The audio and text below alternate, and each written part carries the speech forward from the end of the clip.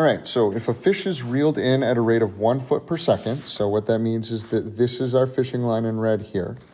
It's going this way at 1 foot per second. So my dx dt is 1 foot per second is the best way to describe it in this figure.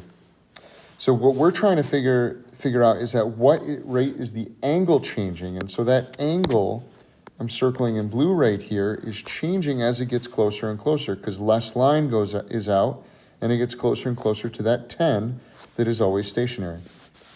So I'm going to relate these together and I'm going to be able to use the sine because it's my opposite over my hypotenuse in this scenario. So sine of theta is equal to 10 over x. And so I'm just going to rewrite this as the sine of theta is equal to 10 times x to the negative 1. So from here, I'm going to go ahead and take the derivative. So the derivative of the sine is the cosine. And anytime I take the derivative of something, I need to make sure to do it with respect to t. So that's equal to 10, negative 10, x to the negative 2 now, because I had that negative 1 go out in front, times my dx dt. So at this point, I know pretty much everything that I have here. So what I need is theta. Well, I don't have that one yet, but they give me, I don't have d theta dt, but that's what I'm trying to solve for, so I'm going to leave that blank. They give me what my x is, right? My x is 25 feet, and I know what my dx dt is because it's going in at 1. So if I think about it, it actually should be listed as a negative 1 because it's going in and it's getting smaller. So here we go. How do I find theta? Well, I find theta by plugging it into this original equation here. So sine of theta is equal to 10 over 25. So theta is equal to my inverse sine of 10 over 25.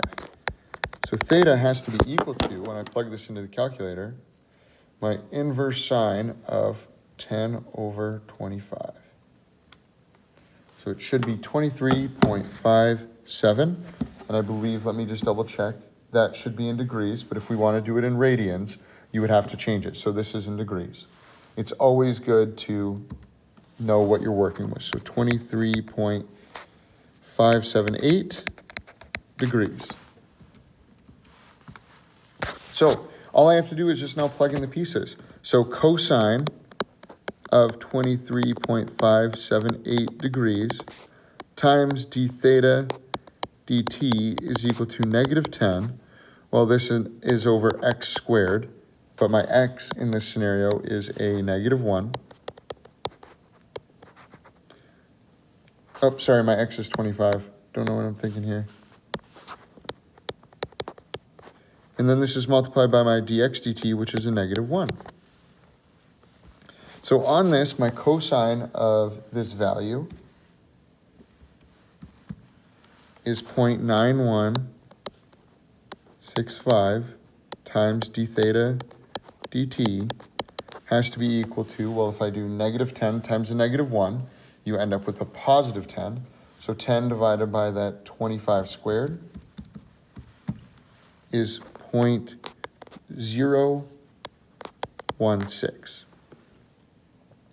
So all I have to do is just divide by that 0.9165.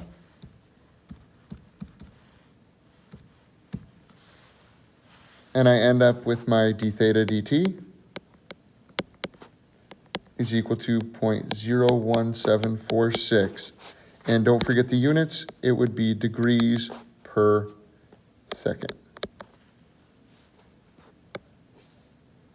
So what that means is that it's getting a little bit bigger, and if you think about it, as this gets closer, so say it's like right here now, this angle should be bigger than that angle over here, the blue one. And so as it goes to 10, it gets super close, and when it's finally dangling at 10, it'll be at 0, or at a total like 90 degrees. So it's quite interesting, but it is getting a little bit larger each time.